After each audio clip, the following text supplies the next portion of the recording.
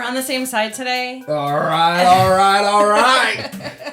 As my boy Matthew would say. Oh my gosh. You're going to have to start paying him royalties. You keep saying that. It's 6:12 somewhere, and you know what that means. That means we're on the same side, and so we have guests. It's time for the E612 show. That's right. Sit back. Oh, wait, did I take your line? We got a good one today. Yeah, it's a good one. You're one for the books. You're going to want to stick around. You're going to want to keep wherever playing. you're listening at, don't go Yeah. anywhere. Mm-hmm. This is the one you don't want to miss. That's right. Shout out to Vibra Radio and all of our international listeners.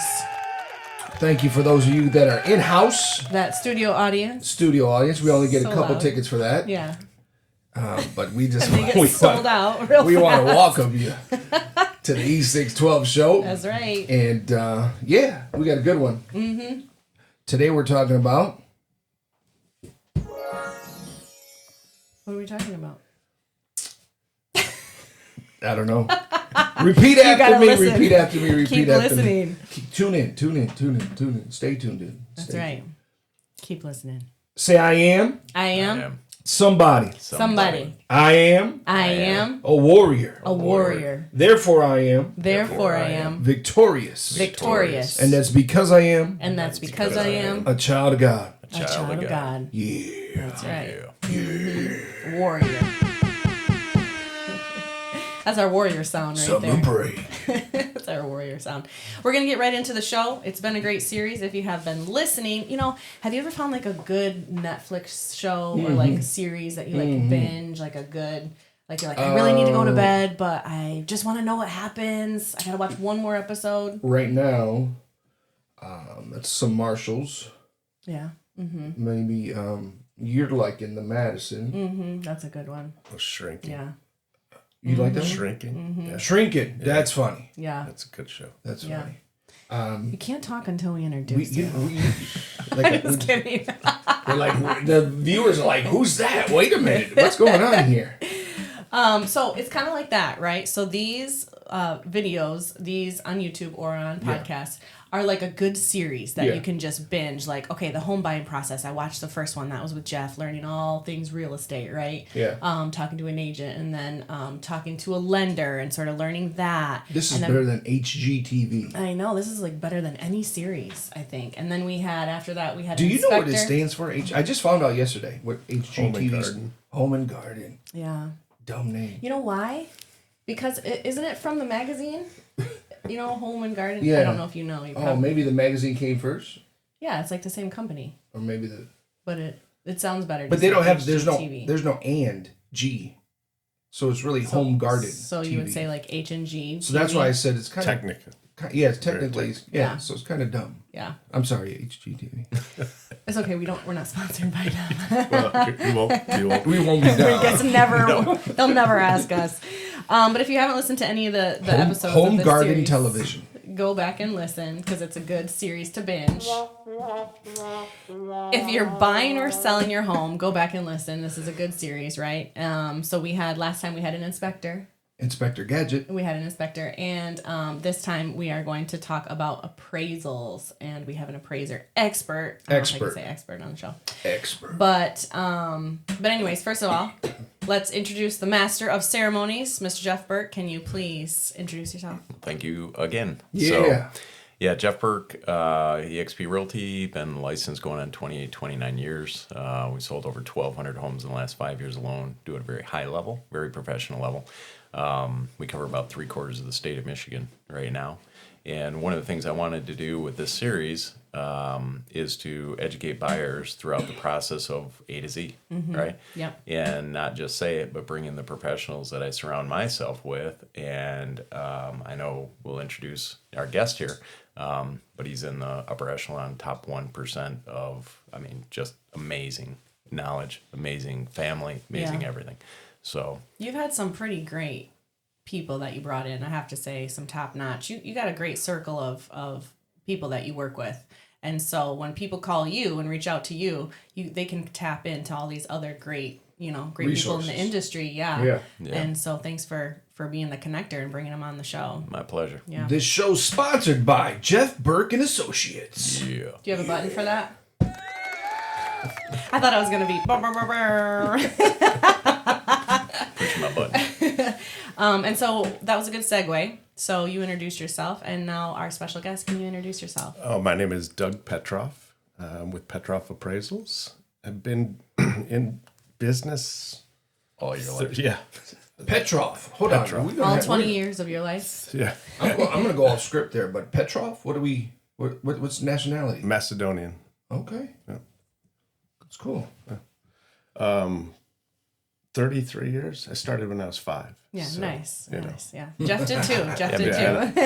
yeah. What did you guys have, like conversations in the sandbox or Yeah, something? exactly. We did. Yeah. We were building Houses. Yeah, we're building houses. sand houses. Yeah. How much do you think this is worth? Demoing I could it, sell that. building back up. Right. Yeah. I'm past president of the Greater Lansing Association of Realtors. Nice. And current president-elect. They were like, we need someone to do this really well, and we don't trust realtors, so they brought in an appraiser. Yeah. I'm just kidding. Yeah, so I've been doing this a while. I'm a 4th generation president. My grandfather, my dad, my stepmom, and cool. myself. That's awesome. I also sit on the Real Property Valuation Committee with the NAR. Mm-hmm. And what else? Do a What lot, else, man. Jeff? What else does he a do? lot. Yeah. I specialize in litigation work, Mm-hmm. which is a big umbrella, and private work. That's kind of my niche that I got into during the crash. So how did you get involved in what you do now? Ooh, I don't know if I had hair back when I. When you started. Yeah. Like an I did. afro? He was trustworthy. Yeah. Yeah, it was more of like a skullet. It's kind of sexy. But Perm. I can see the perm. a Yeah. perm skullet. Yeah. My dad was president at the time. I had just finished playing baseball at Michigan State and was ready to transition into, my adulthood. What position did you play? Second. Nice. And which we have an alumni. Who's on first? At that point, it would have been Todd Menard, maybe. Oh, that's a good one. Yeah, Come on, man. That was good. That was That good. was- Yeah, all right. So he needed some help. He was getting buried, and he was the president of the board. He had, we owned an office. So you were building. at Michigan State at the time, or you just graduated? I had left Michigan State, Okay. and I was. So I went to Grand Rapids for a minute, lived there, started working for a company there. It was an appraisal company, ironically, a friend of my dad's, and I was just like the gopher boy. Back when you had to drive to municipalities to get the information and go out and like do all the grunt work. And you had to use an actual map Yes. Yeah, map book. And you had to walk there. Yeah, you in the had snow. both ways up. No shoes. Yeah, those Yeah, days. yeah. Uphill both ways. Yeah. So yeah, and then I came back and just started working for him and just kind of rolled into it. Cool. It's been a good ride. I worked with my dad and my grandpa, so I was very fortunate to have the family business going and stuff. So Now, do you have kids? I do. I have And are 7. they like destined? One of them's destined Absolutely not. to. No None way. of them? No. Oh, man. No, they're all doing their own thing, and I'm happy for them. Yeah, that's so cool. yeah, my wife, I'm married. My wife works for Hamp Matthews and Associates, environmental consulting firm. Nice. She's their COO, and we have 7 kids that range from 34 to 23. Cool. One graduates in 2 weeks. Another one gets married in less than a month. Another one got engaged over the weekend. Busy. Yeah. Yeah, that's awesome. A full life. It's a lot. They're all grown and gone. So, Yeah. Is anybody far? my son lives in New Jersey. Okay. Yeah, So that's the one who furthest. just got engaged. Yeah. Yeah. Okay. No, he's a Jersey boy. Yeah, he's a Jersey. Now it makes sense. Yeah. No hair. There you go. Yeah. That's why I keep mine short. That's what I keep my Hey, shirt. this one's for you.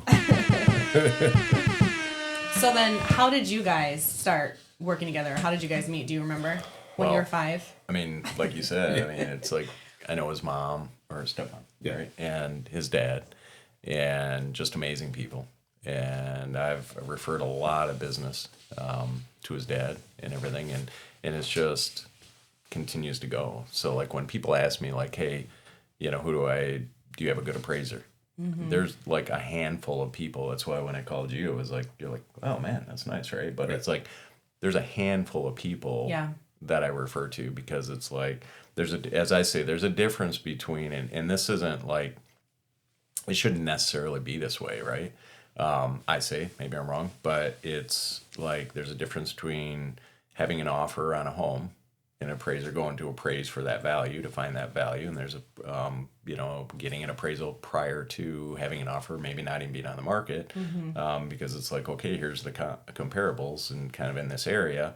So is it spot on? Is it not? Is it too high? Is it too low? I mean, there's such an art, you know, to that. So it's like our comparables that we get obviously we get an offer, and I feel like it's a little, not easier, but it's like, okay, here's our mark. Can we hit it? Right, type deal.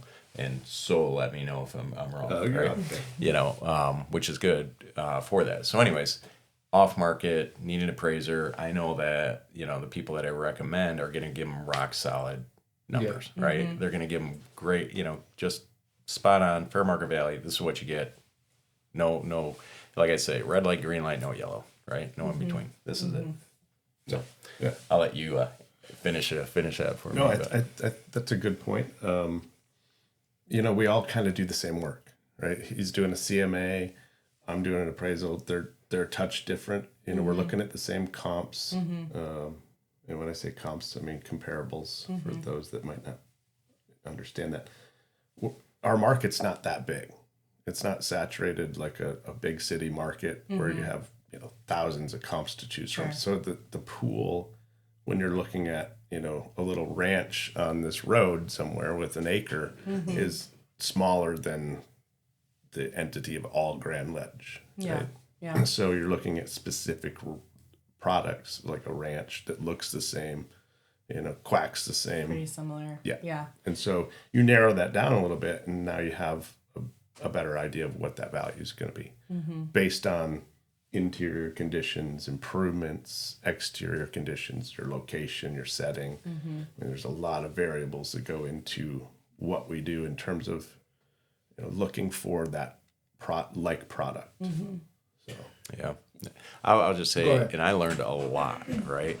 A lot of realtors, which it blows my mind because they've got a large team, but it's like they'll just use like a certain like RPR or, you know, which are like, you know, okay, put an address in and it kind of gives you a value, right? But it doesn't know all of the updates and, you know, all the amenities and all of those things. So it's kind of a generic number. A lot of realtors go out and just use that number and say, this is your number, right?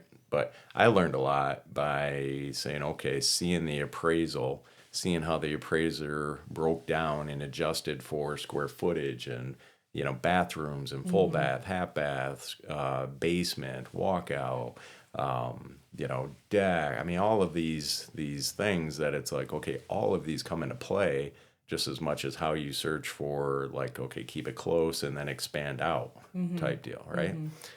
So learned a ton just by looking at the appraisals and putting calls into the appraisers to say, hey, can you walk me through how you did this, right?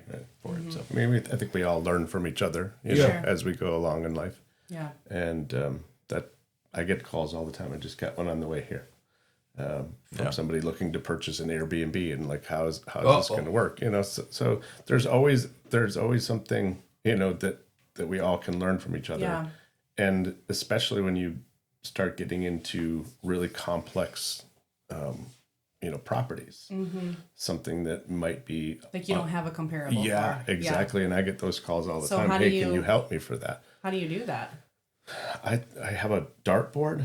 And just make it up. I throw the dart, and that's what you get. Yeah. You know, That's a good process. Anybody can do that. Pretty quick and easy. Anyone can be an appraiser. Yeah. Let's dumb it down All right. for the average person And back it up and back it for up. the home buying process. There we go. Starting. Yep. Yeah. Why do I need you? Who are you? Why do I come to you? All that kind of good stuff for somebody that's trying to figure this out. Even you say comparable, what does that mean? I would even back it up to like Jeff, right? So Yeah. like we want to sell our house. Okay. So we would call Jeff and say, we think we could get $1 million for this house. What do you think, Jeff? And then you come in, and then what happens? Yeah, so what I do is exactly what the appraiser will do. We'll search out the multiple listing service. We'll search out, some maybe not on market that were, for value. I'll try to find the closest comparable. As I say, you compare apples to apples, ranches to ranches, 2 stories to 2 stories, and so on, right? Trying to find a like.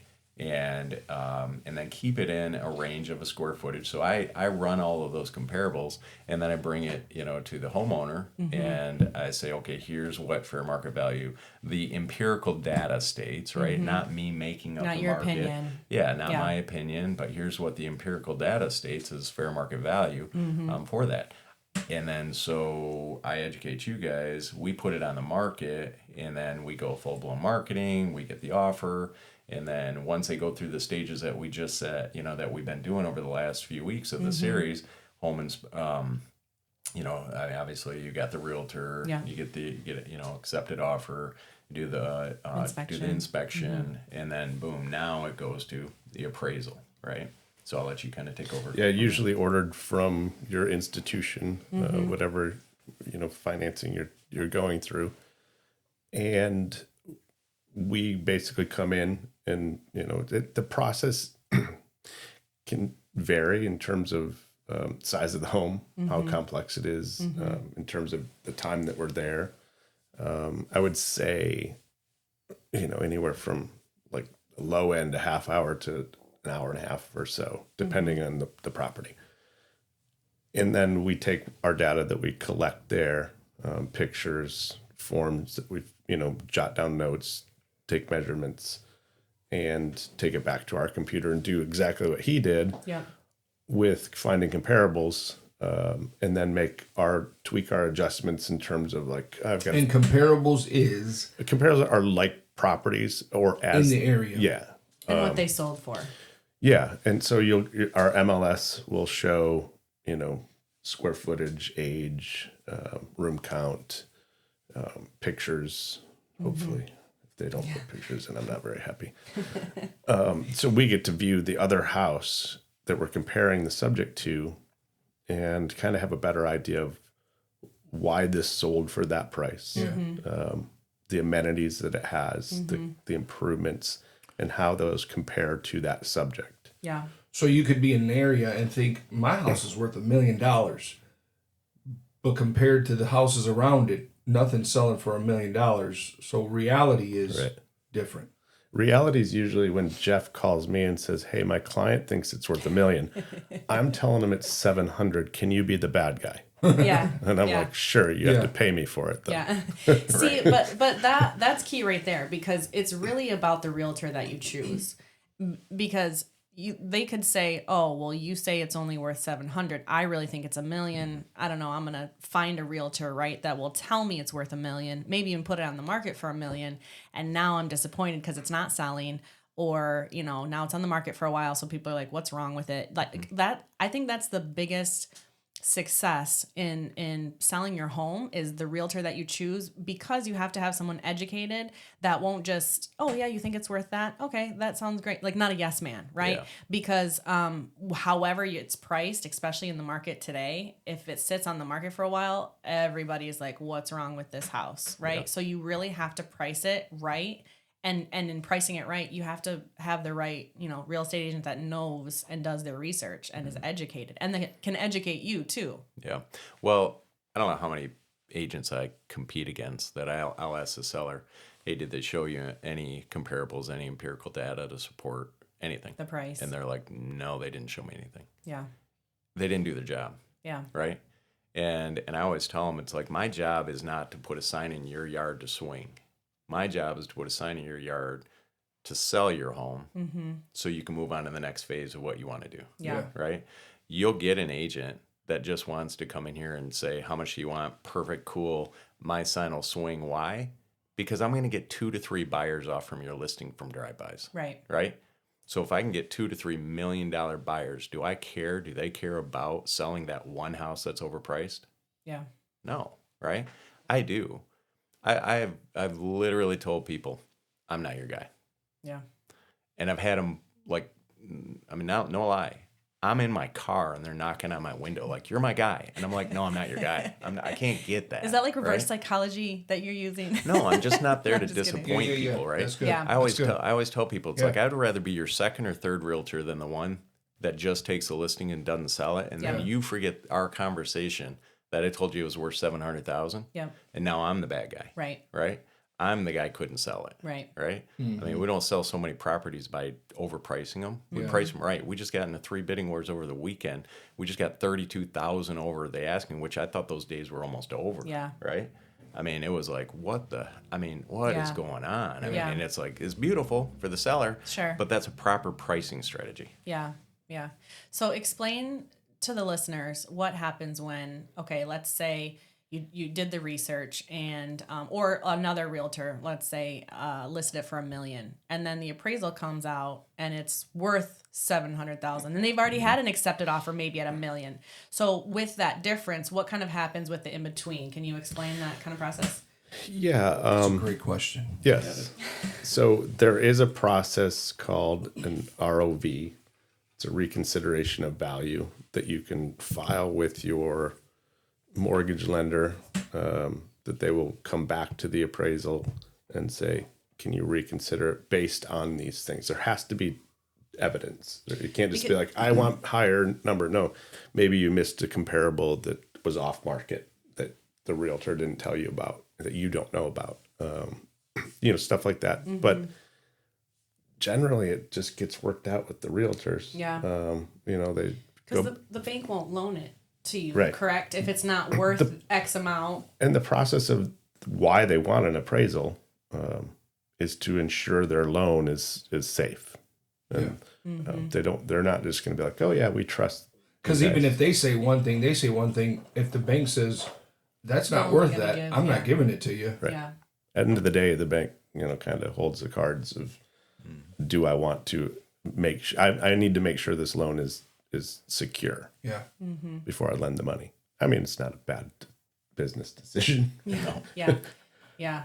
So when last time we talked about inspections, and that's something that a buyer would pay kind of through the process. As far as appraisals go, how does that work out in the home buying process? Is it paid as they're doing the process? Is appraisal work? Like, how does that work? So do you want to answer it? Or? Yeah, you go ahead. Yeah. So sometimes it depends on the lender, right? Some lenders require that paid up front. Some lenders will just roll it into their closing costs, right? At the end, what they have to bring it to close, right? So it just depends on your lender. So that's a buyer ask your lender question, Yep. right? That they don't know. I mean that could range. Tell me your range, Yeah, type deal. But Yeah, I just refinanced our cottage, and I had to have money in my account for the appraisal that went out. Did you do it yourself? Yes, it was $1 million. I think it was only worth $700,000. No, that's Yes, cool. unfortunately, you can't do that. That's against every ethical Conflict of Yeah, interest. I wouldn't even. So let's we're gonna wipe that from the tape. hence the niche. He did not do it himself. Okay, so we talked about kind of how you base your values on. You don't just make them up, right? You do your research. You Right. you do your. But let's go back to if there isn't a comparable. Like, let's say there's a water Right. park in the backyard that there's no comparable to, right? Well, how do you just kind of You get creative. price it out? Like, how much would this be if I? Yeah, like a cost to cure minus Okay. depreciation, maybe type thing. There are so many complex homes out there that I always seem to get. I think there's like 2 of us that get the worst house on the block. And it's Or the you. one you're driving up to and you're like, please do not be that one, that geodesic dome home. It's that one. And you're like, there it is. Great, thanks. Couldn't be the ranch right next door. Yeah, You know, it's gotta be the it's igloo. it's a geodesic dome home on 80 acres with a, a riding arena and all sorts of stuff. Yeah. Those are the ones that get tricky. Yeah. And so you have to get a little creative or go outside. But even being on the same street, block, whatever as a house that's sold for such and such, Does it still, in doing comparables, does it still, I mean, can you say, well, this does have the water slide in the back, so it's going to be, or Right. the dome is over. Can it still be that, or no? When you look at it, it is where you are. It is the area. No, you can get, it depends on your lender. One, depends on what kind of type of work you're doing. I've gone, 30 some miles for a comp, or further. I think I went to Chicago for one because it was a very specific home. So there's just different, you can be creative in terms of one, how far out you go, two, how far back you go.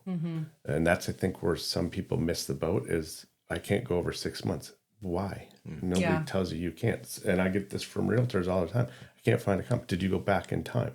Yeah. And they're like, well, no, I can't. I'm like, why can't you? Yeah. There's data that proves it. And the time adjustment, the data sale adjustment, probably the easiest to prove because it's data. It's happened. It's you can show for the Grand Ledge market where we're in how much appreciation per year based on MLS findings.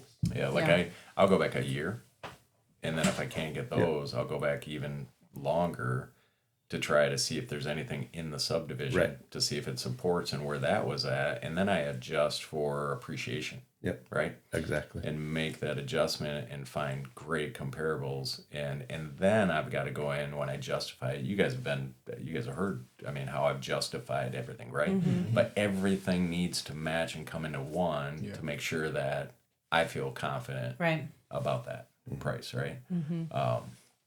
For it. So, question for you though. Yeah. I don't know if you guys got a question. Yeah, no. But like lakefronts, river, right? Water, right? I mean, you got to find lake properties. Everybody's lakefront property right now. Well, they are. Yeah, some of them are having insurance claims right now. We went by one the other day, and their property value just went up to 30,000. So I'm just saying, right? Yeah. So, but a lot of realtors don't realize it's like comparing like lakefront, riverfront. You've got to go out, and appraisers got to go out to find a like you said, going to Chicago, right? Yeah. So you can't just say, okay, here's a house in a sub. Now put that on it. Now you're lakefront. Yeah. And there are different lakes too. We don't live in a community where all lakes are the same. Right. There's some lakes, that have higher values typically, that generate higher values, and most of the time it's because Depending of what on how they're much around. fish is. Yeah, and Exactly. how much fish. Yeah. Maybe how. There we go. Maybe how deep the lake is. Maybe the location to the proximity to different things plays into it, because there could be a lake, 20 miles away. We know the ones. The ones I'm talking about. That could vary in big time in terms of values. It just doesn't mean because it's on a lake that's the same one. Yeah. So like Jeff said, going back, because lakefront property doesn't always sell, in this situation, going back a year or 2 years to find a better like product on that lake is better than going 30 miles away. Right. Is that how far you'll go? Is 30 miles your limit? No, I'll go wherever. Like our international listeners, if they flew you to Italy to look at their villa, would you? I'm only licensed in Michigan, so I never mind. can't, go and do. I would gladly come for a stay. Yeah. And give you an idea of how much Jeff would Some pay research. for it. well, going back to the lakefront, it's also important because it depends on what schools of fishes Oh my gosh. are in the neighborhood. There you go. It's back to the You were school waiting to district. say that one, weren't you? You're just waiting. I was dying to get that say one it. in. You're like, hurry up and finish talking so I can say my joke. Well, and the thing is too is if you get a realtor that doesn't specialize, doesn't know that, I mean, you're leaving possibly hundreds of thousands of dollars on the table. Yeah. Right? So getting someone who knows that product, that market, dives in deep, right? I want to see all that, right? I mean, living in a house, getting the appreciation, doing what you do, that's forced savings for down the road. When you pull that out, I mean, I just had one of my past clients. He said, "Oh, I'm going to sell it to my neighbor," and he told me how much. It was like 48 acres, 2,300 square foot ranch, 2 pole barns, and he said, "I'm going to sell it to him for this price." And I almost like, oh, you got to be kidding me, right? I'm like, no way, don't sell it to him. Got an appraisal on it. It was $250,000 more than what they had negotiated, and luckily they didn't put anything down on paper, right? But that's their savings. They're in an assisted living now. That's stuff they can pull out, right? You get the wrong person, wrong realtor, doesn't know that, wrong appraiser, whatever, and that's hundreds of thousands of dollars. Yeah. Did they get their value from an online source? We won't mention names. I think they got the value from a neighbor and so-called his realtor who came in, right, and gave him a value. Neighbor wouldn't call me. I got him. Wouldn't call me back, right? Of course. And they felt obligated because they lived next to the neighbor. They thought it was like great deal, no problem, everything else. And, so just so blessed that they ended up getting an appraisal on it. Yeah. Yeah. No, that's good. So going back to talking about basing your values, and I want to talk a little bit about how that kind of paralleling it to us as people, right? A lot of people see what's around. A lot of people compare themselves to other people that are around them, and that's where they're getting their value. And I want to just talk a little bit about our value is in Christ. Our value is who we are in Christ. It's not about, so many people are depressed on social media. They're seeing these great lives. Anxious. They're seeing, man, I wish, my marriage was like that, or I wish I had a lake, a lakefront property, or I wish I could go on vacations. And there's so much pressure and stress on us as people because we're comparing ourselves to those things around us, right? I mean, I know this is a little bit of a comparison to, we're kind of what we're talking about is comparing houses, but I feel like people do that so much nowadays because you're just always scrolling, you're always on your phone, you're always looking at social media. And instead of seeking our true value in God and who he created us to be, you got to put your phone down. Yeah. Put your phone down, turn it off, turn off social media. We get so caught up in trying to be our neighbor that we forget to live our own lives. And then sometimes we get to live our lives. It just is like, oh, well, this is not as great as their life, And so I think that's an important thing to remember as we're listening to the home buying process, but also spiritually Your speaking. worth is in Christ. Yeah. And not in what you have and Or what you do. or what you do. Stop scrolling, stop comparing yourself, stop, it's easy to do. It's easy to get caught up in that and oh man, they got this. Oh man, they're doing this. Oh man, they're and I think that's a good point. Yeah. FOMO. Yeah. Fear of missing out. Yeah. Yeah. Yeah. Yeah. That's why sometimes I don't even I'm bad at social media. My wife, if she was sitting here, she would agree. I don't take my phone to dinner. Yeah. 90% of the time, unless I'm waiting for her, because then she might text me and be like, "I'm going to be another half hour." I don't take my phone to dinner. I don't want to. I want to have conversation. First of all, wherever you go, there's 1,000 TVs anyways, right? So you're like stimulated, overstimulated. Yeah. I'd rather have a conversation or just sit quietly and enjoy my meal Yeah. and not have that temptation of being on your phone. Do you know the other thing that I've been doing a lot lately is just watching people. It's so fun. Like it people just don't do it anymore. You just you're waiting 2 minutes and you just hurry up and Wish get your we could phone go to on. the airport without getting a ticket like we used to. Yeah. Because that's the best place to Totally. watch people. Totally. When we were younger, we would go to the mall. Yeah. And we would just hang out there and and just sit and watch people. We'll probably try to pick up girls too, but we were just, mainly we were just watching people watching. Just you just make up stories in your head of Keyword Who they try. trying. No, that's good. And I think it's just, I think it's something that creeps in, right? You don't even realize you're kind of comparing yourself to other people and you're only seeing how great they want to That's it. show you, right? They don't, you're not seeing the things they're missing out on their family because they're working all the time to have the big house or the car or whatever, Right. and you're not seeing all the background. You're just seeing what they want you to see. And then you compare everything, your ups and downs to their, what do they say? Their highlight reel, right? And so we're getting our value from that and we're starting to, it really does creep in. I think sometimes we don't realize it. And a lot of these generations too are depressed or anxious and they don't need to be. And so anyways, for the listeners, is there Yeah. anything a homeowner can do to have a higher appraisal when selling? I would say the one thing I would suggest, if you've made improvements, and this falls on your realtor too, the improvements that you've made over the time will determine which are relevant. Some people are like, oh, I changed out the light switches, and did you update the electrical? No, I just changed the plate covers. Okay, neat. Have that available to the appraiser, because while we are kind of inspectors and slash like Inspector Clouseau doing our deep dive into your house, we might not catch everything. Yeah. And I'm not going to. So in other words, you're saying note what they have done. Yes. Yeah, I'm not going and give it to you. Pretend I know furnaces. Yeah.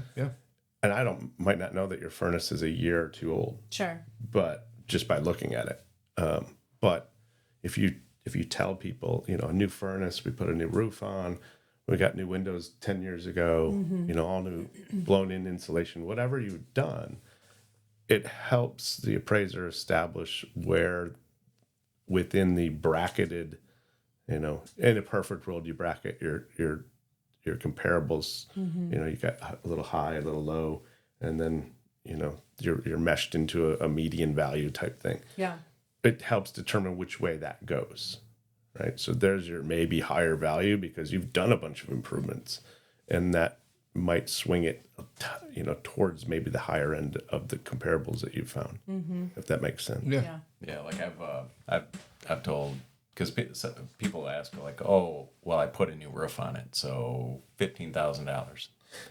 Zillow says it's worth this, whatever. Yeah. And now it's 15,000 more. Right? Yeah. It's not not getting swayed that way, right? No. Because a house has to have a roof. A house has to have a roof, Right. right? They do. They have to have a furnace, Right. right? So it's I like bought a house the with no age of furnace. it. What I tell sellers is that you're going to get the value out of it, where buyers aren't going to take the price down, appraisers aren't going to take the price down. They're actually going to give you top value, top dollar, because it has been updated. Yeah. Right? Kitchen's been updated. You got granite. The bathroom's been updated. Whatever. You can compare to a different, type of home, right? That has been updated, maybe type thing. Yep. So, And I'm going to go back to that online, valuation system. I would be very careful when you look at those, for the listener and the watcher, to be very careful with those, because those algorithms are algorithms. They're not specifically tailored to your house. Right. And so you're taking value from a algorithm that might be not like of an area, instead of honed right to your home with either the improvements or the improvements that you don't have. There's a lot of houses that we go through, and they're like, well, I updated my kitchen. And you're like, when? In the 80s? Like your wallpaper. Yeah. What year was that? And that trend is back. That's cool. So I would be very careful when you look at those. They're good for a tool to just kind of get an idea. But it's. But don't set your heart on Yeah, it. exactly. Yeah. yeah, and that changes daily, Yeah. right? As people, oh, my house went up $5,000. Yeah. No. Yeah. House just came on the market that was a larger price. Yep. Average it out a square footage, and boom, it kicks it across the board. And now your value went up every day. That's why it goes up and down, right? And we're looking at a time in our history where we have very little homes on the market. We're lacking single family residences, and so this is where prices are being driven up, is there's no inventory. And so when the balance of supply and demand is off, something's going to give one way or the other. Right. And that is not an equal field that we're on, and have been for quite some time. Yeah. And I don't So know. what do you feel right now? The houses are worth Your house? No, $1 million. who wants to buy it? The housing market In general. in general. Like, what do you? Yeah, it's seller's market Yeah. all day long. Yeah. Because we've had and still have a shortage of inventory. I think we've got just under 600 homes, active homes for sale in the whole Tri-County area, right? Healthy market, I always say, is anywhere from 12 to 1,500 homes. Wow. We are a ways away from that, Yeah. right? So, I mean, we're 3 million build jobs short from where we need to be, right? That's where we're working with municipalities, trying to get the permitting process and all of the, affordable housing. And I'm working with working with MISHDA, working with the developers, so much going on right now. To try to come up with affordable housing, as well. And a lot of the developers and construction where it's like, okay, they moved into, well, I can build this house for $300,000-$500,000 and make more money, but yet now we've got that move up buyer who bought the first time home can't move up, Right. Because the inventory's gone. And investors came in and bought those up, buying them cash, right? So they couldn't compete. So a lot going on. Yeah, and I'm on another radio show every once in a while, and the question's always asked, like, is there affordable homes out there? And I always say yes, there are. It just might not be mom and dad's kitchen that you're going to move into, Sure. Yeah. right? It's not going to have the granite and the quartz. The and HGTV. Yes, it's not going to look like straight out of Yeah. Chip and Joanna Gaines' handbook. Sure. It might have to have some love to it, Yeah. but there's still affordable homes out there. Yeah. And our first-time home buyers, the age is getting up there in terms of that. My kids are all 20s, early 30s to own a home. Now granted they're maybe not in that market ready yet, but I don't think a lot of them are ready for it. Yeah. They're first of all, you're going to either, unless you're putting 20% down, Yeah. you're going to pay PMI, and there's another bill, and now you got taxes, and you got all sorts of other things that come with owning a home. That I'm going to say my son just bought a house in Jersey. He's finding out that there's more to it than just owning a house. There's yard work, there's this, there's that. It's a lot of work, Yeah. and it you better be ready for it, Yeah. because it It's a big I own 2 commitment. homes, and that's now getting to be where I'm like, whoa, Yeah. I got to mow a yard here and then go up Yeah. north and mow. Yeah. Yeah. But Has anyone ever thought your appraisal, like, you were off? And Never. Happens all the time, right? Yeah. Oh, everybody. sure, what do you mean? How does that work? How do you handle it? just don't answer their call. Just show them the research. Yeah. Because that doesn't lie. I mean, right? I'm always open for discussion on Yeah. stuff, right? I'm not perfect. I don't claim to be. I'm not one of those guys that's like, $205,523. It's like 20 cents. Yeah, exactly. Yeah. I'm open. If you have a question, I'm happy to answer it, and look at your side of it. Doesn't mean I'm going to change my mind. Yeah. I think we've been in the business long enough to know that, like, we do a pretty decent job, and what we do. I don't pretend to be an engineer. I don't come to your work and tell you you're doing things wrong. Sure. I would have a discussion with you about it, like, how does this work? Yeah.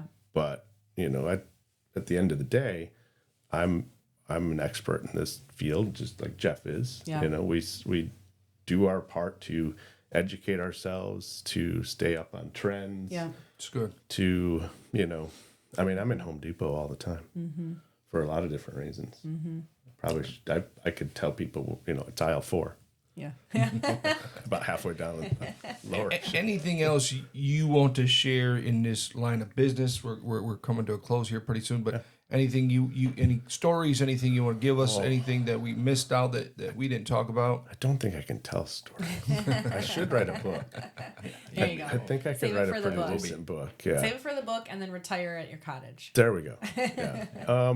I just think, like, people getting into this business, what we're seeing, the median age of appraisers is older than me, and that's pretty old. I think what we're seeing is when people are getting into this business, they're skipping straight to commercial, maybe, Sure. or doing something maybe like more of a niche somewhere else. We're not getting a lot of people coming in. It's pretty hard to get into this business. It takes a lot. We have continuing education hours that are through the roof, and is that every year? You have to take every it? 2. Okay. Yeah. Okay. And so it's just and like we were talking earlier about new forms coming out, a lot of data mining type stuff. Yeah. Is this profession going to be around in that capacity with AI and stuff Sure. like that? Yeah. Coming online. So it is a little bit tricky right now. Yeah. But I think realtors, they're safe for a minute. Not going to replace a person, right? As I say. Yeah. Yeah. Yeah. Question for you. I don't know if we have time. We got time for one one question. more. What is your take on Barndominiums? We were having this discussion earlier. Were you? Yeah. We just talked about that before. I get it all the time, so I want to Yeah. put that out to Can you explain what that is first to the listeners? well, I mean, it's a pole barn house, right? Yeah. So it's all a barn. open Yeah, it's concept, all open. right? It's part of it is closed off residential, but I'll let you kind of dive into it, right? It's basically like, say you have a 40 by 60 pole barn, your first 24 feet of that maybe is your garage. Then you enter into your house, you have a little side porch. You can break it out, put partition walls. But you could have a big vaulted open concept area. Usually they're done on slabs, because but So there's no basement. no basement. I have seen one that had a small basement in it. Heated concrete floors. You can either put flooring over it. You can leave them concrete. You can polish them. So it's real trendy right now. Usually, yeah. Do you think it's just a trend, or you think it's going to be a while? I think it's a really good concept. Yeah. We were talking earlier. I think it's a good concept. Oh, it's a great concept. Yeah. The problem is, and that's what I want you to answer, is that it's hard to get financing on them. Is what I've been told. There's a few places around that are Why? good lending on them. because there's not enough comparables yet to compare them of like product, the is what value. I've heard. So that's why I want to get his opinion. I have a ton of them because I've done a lot of them, but most of them are So build just jobs. call him. Yep. Call Doug. But most of them are new construction. If they haven't sold, I can't Sure. base it on that. But I will say they're they're a great concept because most of them are built 2x6, so you have a big amount of insulation in them, in-floor heat. I mean, there's a lot of concepts, and you're taking out foundation. I mean, you are putting a slab in. What are those kind of homes going for? It depends. Some of them are real pricey. Yeah. Yeah, it just depends on how much you're going to put into it. Yeah. Yeah, it's a great value. I mean, depends on how you build it, how big you build it. I mean, people are building Taj Mahal barndominiums, right? Beautiful, right? So getting that data is priceless, right? Knowing the lender. I mean, I'm about ready to say, call me if you want a barndominium. Now that I got Doug, I know there where you to go. go, right? Yeah. Call either of us. We Jeff? know a lender But I who do gives. Sounds like a new team just formed. Builders, right? But that's the team, right? Yeah. It's like, let's get the team and let's go build barndominiums, and then it all depended on the municipality if they would allow them or not. That's right. Yeah. So yeah. So kind of like how famous people, they put their names together. So like you guys would be deaf. Ooh, that's too close. Yeah. Oh man. Jeff and Doug. Yeah. Was that a dad joke? I guess Oh it's better man. than Jug. There you go. Jughead. Listen, All the right, it's been a producers good are show. asking for us to wrap it up. Roll it up. Wrap it up. All right. Thank you guys so much for taking the time to be on the show. As they do in Appreciate you wrestling, guys. holding up the pencil. That's what they do in wrestling? Yeah. Means What does that wrap mean? it up. All right. We're wrapping it up. But Thank you guys that's so actually much a for being pin. on the show. Thanks for Thank your you. time. Listen, this has been the E612 show. If you don't know how to buy a house by now, Yeah. I don't know what you've been listening to. Uh-huh. Thanks a lot for Jeff, Burke, and Associates. Doug, how can they get a hold of you, my man? The Petroff Appraisals website, or Call Jeff. get a hold of Jeff. And Get a hold of he's got Jeff my and he'll digits. get a hold of Doug. Warrior, out.